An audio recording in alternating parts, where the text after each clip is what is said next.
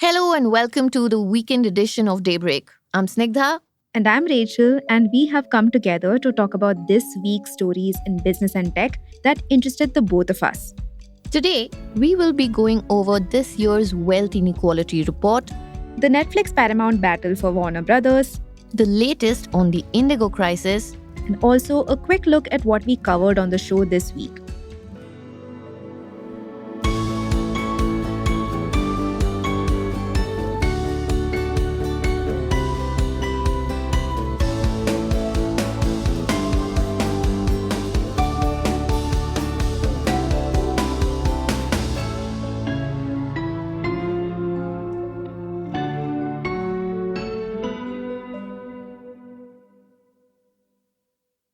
Okay, I'll go first.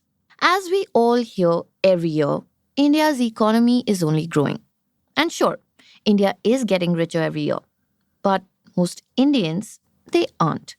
Every year, the gains are landing in fewer and fewer hands. And that, dear listeners, is the unsettling truth at the heart of the World Inequality Report of 2026. We are among the most unequal countries in the whole world. And the divide shows up not just in how much people earn, but in what they're able to own. These are the two measures that, taken together, reveal the depth of the gap. Now, just to make it clear, we often use income and wealth as if they are interchangeable. But they describe different realities. Income is what comes in each year, and wealth is what you build over time in the form of properties, savings, and financial assets. And wealth is usually more unequal everywhere. But in India, both income and wealth are heavily skewed towards the top. The numbers actually say it quite plainly. The top 1% of Indians now hold about 40% of the country's wealth. The top 10% together own about 65%. Income kind of follows the same pattern. The richest 10% take home 58% of all income, while the bottom half manages just 15%. These are not just disparities, they are the architecture of our economy. And when you look at the very top, 2025 offered a reminder of how concentrated and how fragile enormous wealth can be. Forbes estimates that the combined net worth of India's 100 richest dropped by about $100 billion last year, largely because of a weaker rupee and softer markets. Mukesh Ambani stayed at number one with a fortune of roughly $105 billion despite a double-digit fall. Gautam Adani is at number two with about $92 billion. Now, the wealth of almost everyone on this list actually took a hit this year, apart from a handful of outliers like Sunil Mittal. But even after that, India's richest still hold close to $1 trillion. The scale itself tells you something about the distance between the top and everybody else. Globally, too, the trend is similar. The richest 10% worldwide own about 3/4 of all wealth. The top 0.01%, which is just a sliver of humanity, hold 3 times the wealth of the poorest half. And yet, even against this backdrop, India's numbers stand out for a country that is often held up as a growth success. So, how did we get here?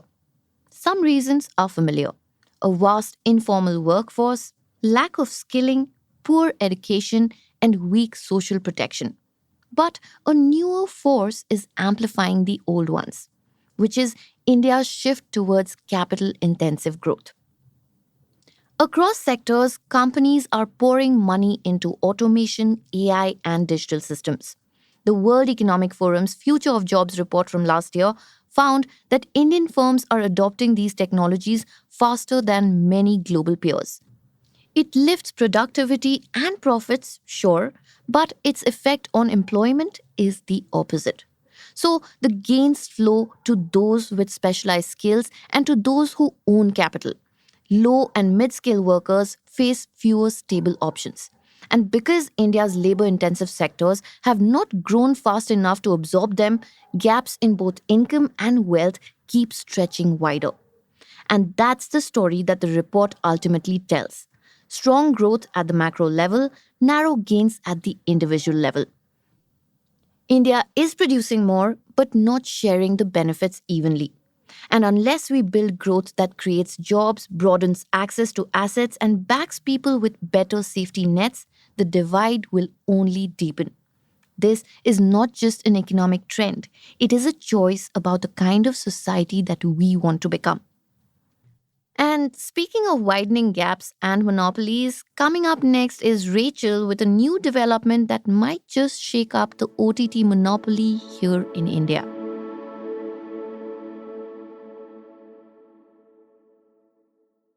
Of all the big OTTs in India, JioStar, Amazon, Prime, and Netflix has somehow always lingered at the back of the line, even if it's a platform that's kind of synonymous with streaming. And Jio, after it acquired Hotstar, has maintained an almost monopolistic reign in India, especially because it got all the live cricket streaming rights after the merger. Also, JioStar, along with Prime and smaller players like Z5 and Sony Live, have a much wider variety of regional content at cheaper prices. And of course, this put Netflix in a largely premium position, geared towards a more urban, English speaking audience. But something's happening now that might just shake up JioStar's chokehold on India's screens. I'm sure most of you know this by now. But here's a quick recap. Less than a week ago, Netflix shocked the industry by announcing a deal to buy Warner Brothers film and TV studios. Now, Warner Brothers is one of the oldest studios in Hollywood, and they own a major chunk of iconic channels like HBO, Cartoon Network, Discovery Channel, and news channels like CNN. After a month long bidding war with Paramount, Netflix won the deal, which stands at a little more than $80 billion. If the deal actually does go through, it would instantly make Netflix the world's biggest streaming platform. And it would also bring some real money making IPs that Indian audiences love deeply under its umbrella. This includes the entirety of DC Studios, so all your Batman and Superman movies, franchises like Game of Thrones, Harry Potter, Dune, and even iconic shows like Succession, The Last of Us, and The White Lotus. Now, Netflix's plan is to close the deal by 2026. But while they wait for regulators to sign off on the deal, Warner Brothers is also going to create a different company with its global networks business. If you're not aware, Global Networks is another arm of Warner Brothers that includes channels like Discovery and CNN. And here's the important thing to remember: Netflix is not interested in global networks. And while all of this has been going down, Paramount Skydance, another giant Hollywood studio, threw a curveball. I told you earlier that it was among the bidders to acquire Warner Brothers. But Netflix won that deal. So Paramount decided to come back with $100 billion bid. In business, this is what they call a hostile offer. They made it directly to the shareholders at Warner Brothers. And this is for all of Warner Brothers, including the global network, which means CNN as well. On both sides, the potential merger has raised intense antitrust and competition questions. Critics are warning that the new super streamer could reduce competition, limit choice, and give Netflix a far too dominant position in global entertainment. Hollywood unions and even many politicians are flagging the potential risk this could pose for consumers, creators, and cinemas, of course. But wait, why should we care? What does this mean for us? For India, this means some really heavy competition. First, for the biggest OTT player, Jio, and then Prime, and also local players. As we know, platforms like JioStar are investing heavily in regional content. But as Netflix grows its library and they're able to produce bigger and better projects, theater timelines will shrink, and the pressure on these streamers will only grow. In some ways, since OTT is monopolized in India by Jio currently, this kind of competition could be a good thing. But when you look at the bigger picture, it's one monopoly replacing the other. So, yeah, there's that. Also, this has to be seen with the context of what's happening with live sports streaming in India. It was a serious edge that Indian streamers could bet on. But just this week, we covered how Jio wants to back out of its live cricket streaming deal with ICC because, well, money. So the question remains, yes, Indian OTT platforms still have a regional content edge. But to be fair, companies as big as Netflix and Paramount can also figure out regional content, just with the sheer power of capital. How then are other OTTs going to maintain an edge? Talking about edge, and in this case being pushed to the edge, and also monopoly, which seems to be the running theme of this episode, next up is the latest on the Indigo saga.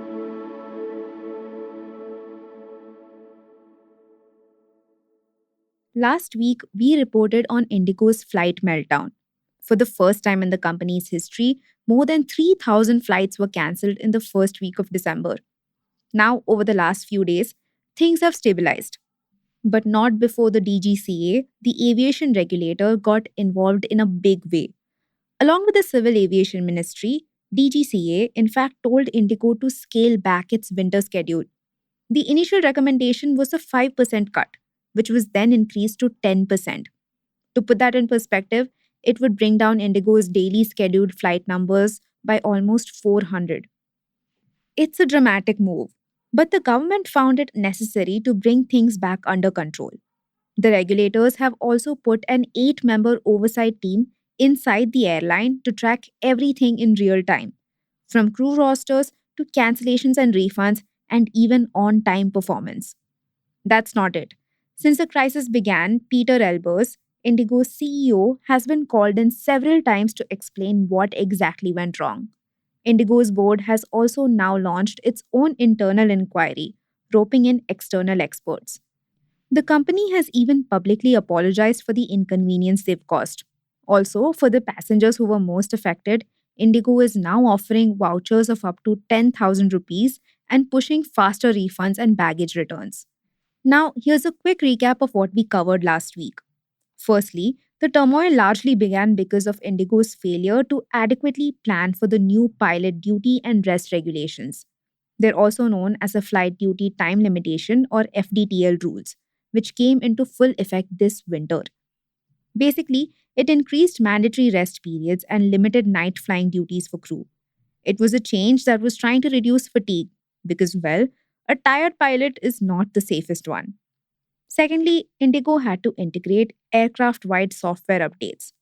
Now, Indigo's fleet has very little diversity in terms of models. And because the software updates were mostly for the Airbus A320 family, which is what makes up most of Indigo's fleet, there was an added strain on their aircraft availability. Both of these major updates came down crashing even as the holiday rush, bad weather, and other unavoidable, unforeseen circumstances complicated Indigo's schedule. And owing to all this turbulence, the airline has been forced to cut its Q3 capacity and revenue forecast. Coming up next is Snigdha with a quick roundup of what we covered last week.